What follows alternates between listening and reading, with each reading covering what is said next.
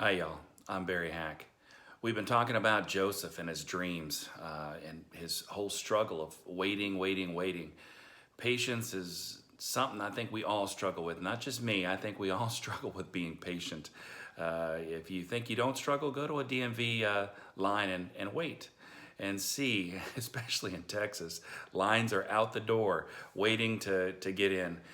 So Joseph, we last left him in prison. He's been there for about 11, 12 years now. Remember, he was 17 years old when he began the story. He had the dreams, then sold as a slave, and Potiphar bought him, and now he's been in prison for, let's just say about five or 6 years. And as he's been in prison now, again, this is just is a Barryism. It doesn't say that he's been in prison for 5 or 6 years. It's just going from scripture of how long he probably was with Potiphar to being Potiphar throwing him in prison. So he's been in this dungeon prison. Now the king's captives are set there. So I mean, again, God isn't putting him in any prison or allowing to be put in any prison. And I say God's putting him there. He's allowing it to happen for a reason. You need to understand this. It's happening for a reason. That's why I've asked you to ask yourself, when trouble comes on your life, when things happen, ask, God, what do you want me to learn from this? What am I supposed to gain? Where am I supposed to grow at? Help me to learn the lessons you're trying to teach me right here. So again, Joseph has been faithful to God all these times. He's resisted temptation to sin against God, do wicked things with Potiphar's wife. And now he's unjustly imprisoned for this.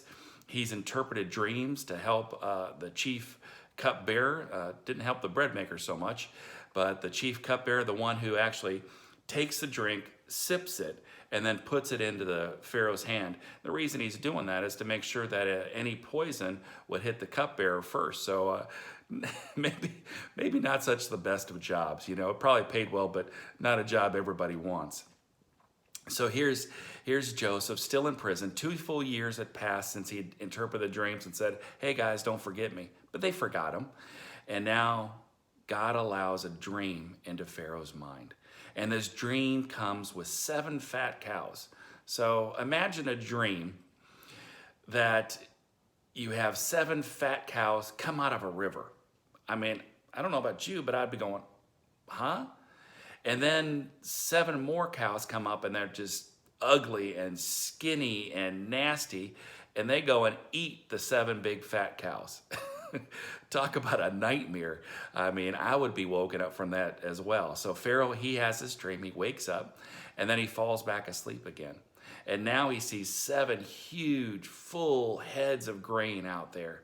And then 7 more heads of grain, but these are just scorched. They're withered. They're just bad heads of grain. And they go and they swallow up the other heads of grain. And now Pharaoh wakes up and scripture says that his mind's troubled. I ain't gonna lie, I'd be having a mind trouble too. And so he calls his magicians and he calls wise men to come and interpret this dream. And he tells them, and the wise men and the magicians go, dude, we don't know what's going on. So he's like, what am I gonna do? Then enter the chief cupbearer. He says, Pharaoh, sir, I remember a few years ago, you were upset with me, and rightly so, rightly so. And he doesn't say that, but I'm sure he's a little nervous of speaking. And he tells them about the young Hebrew in prison, Joseph. So I had a dream, sir, and Fred, you know, his name's not Fred. I'm just giving you a name here. Fred, that baker guy, you know, we were in prison. We had dreams, and that young Hebrew in prison, Joseph, man, he told us exactly what happened, and it happened exactly as he told us. I was restored to my position, and Fred, you know, you had him impaled, and the birds ate his flesh. It's exactly as Joseph interpreted for us. So Pharaoh gives the command. And now let me tell you, when the ruler of the land says, bring him before me, he's brought before you. Now, Joseph had to get that dungeon smell off him, that misty, moldy, stinky smell. He had to bathe, get new clothes on, get his beard all trimmed up and shaved and, you know, just made to look right, put some good cologne on. And then he was presented before Pharaoh. So he comes in before Pharaoh and the scene's set. He's out of prison. It's been 13 years and Pharaoh, the ruler of the land, wants to see him. How excited he must be. And then Pharaoh starts off and he says, hey, I hear it said of you that you can interpret a dream and tell me what's going to happen. Joseph replies, can't do it. Can you imagine the look on the guy who's handed the drink to Pharaoh, the chief cupbearer, going, dude, I just vouch for you. This is Pharaoh over here. He's the ruler of the land. You might want to give him the interpretation like you did for us. And Pharaoh probably had to have a look like, what am I going to do? I'm told you did it for someone else. You can't do it for me. And then Joseph could have gave any reason right here. He could have said, yeah, dude, I got your back.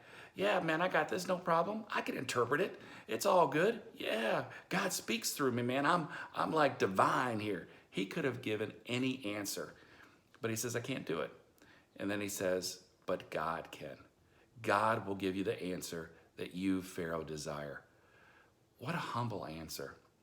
Those 13 years of him being in prison humbled this man, made him a great man of God and a great leader. So here he is before Pharaoh, and Pharaoh says, okay, here's my dream. And he begins to tell him again about the cows and the skinny cows eating up the fat cows and the heads of grain being eaten up by the skinny heads of grain. And there were 7 of each. And he's like, what does it mean? Please tell me. He's basically begging Joseph to tell him the interpretation. Please let God give you the right interpretation. Joseph says, it's no problem. He says, here's what's going to happen. You're going to have 7 years of abundance. I mean, it's just going to overflow. It's going to be like none other. And then you're going to have 7 years of famine like none other. It'll be so bad that those 7 years will quickly be forgotten. That's why those cows are eaten up by the skinny cows, and why the heads of grain that are skinny and withered are eating up those fat heads of grains. You're going to forget all about it. And he says, but Pharaoh, don't worry about it. He says, here's what you need to do. Find someone you can trust, a wise person who will go throughout the land and build store cities, okay? Not just one place, not one grain mill, several of them all across. And he says, we're going to go and collect 1/5 of everything that produces, and we're going to store it, and we'll keep record of it. And that way, when the famine hits, man, we've got it. We've got plenty of grain stored up for years, and we'll be able to sustain the people, and you won't suffer loss. And now, Pharaoh, if you would, find someone. And Joseph could have said, let me do it. I got this, Pharaoh. But he says, find someone that can handle this and do a good job with it. So Pharaoh, I'm sure Pharaoh had to be laughing by this time, had to just be going, oh my word, what a guy. We need this man. And so he says, there ain't nobody around as smart as you or as humble with such great leadership skills. And again, he doesn't say leadership skills. Again, this wasn't a thing back then, but that's what Joseph was. That's what these 13 years had taught him. And so Pharaoh takes off the signet ring. He puts it on his hand, and he says, I'm still the ruler, okay? I'm still the man here, but everything else is yours, okay? You are second in command.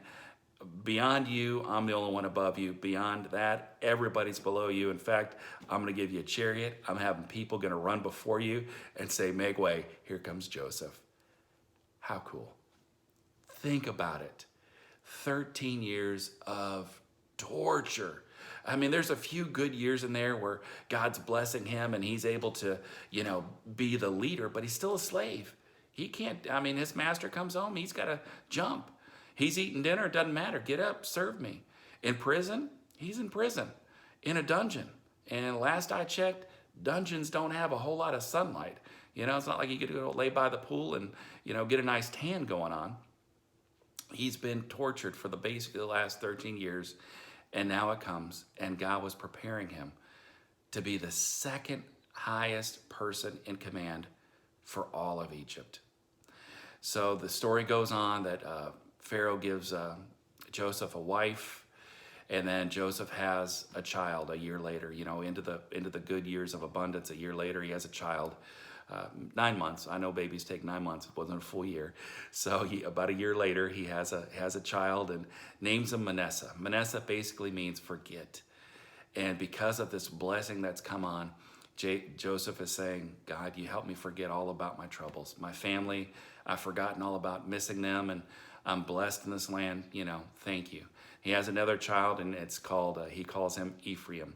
And Ephraim basically means twice blessed. So he's so blessed now. Things are going great. He's still away from his family. And with 7 more years of blessings, it's going to be nearly 20 years before Joseph gets to see anybody in his family again. And I want to save the ending of the story for another time. We're going on over 10 minutes already. God bless y'all. Today, take away from this. You're going through stuff. I get it. COVID, the riots, everything going on. Don't give back hate. Give back love. This is what I talked about in one of my first messages. People need love now more than anything, and encouragement. And that's what I'm trying to do for y'all. It's tough out there right now, and it was even tougher for Joseph, but he hung tight. He hung strong. The dude went through 13 years of torture beyond. I mean, we're only going on a few months of this whole COVID thing and the rioting and everything. It was much worse for him, and he endured 13 years of it. It came out way better on the other side. I'm not saying we're all going to be rulers of America, but God has a purpose for all this. And I want you to keep that in mind when you're making high integrity decisions, whether no one's watching or at all. You can make the right decision. Ask God for help, and then give him praise for all the glory, all the things that are going on great in your life. Count your blessings this week. Love you guys. Have a blessed week. Bye.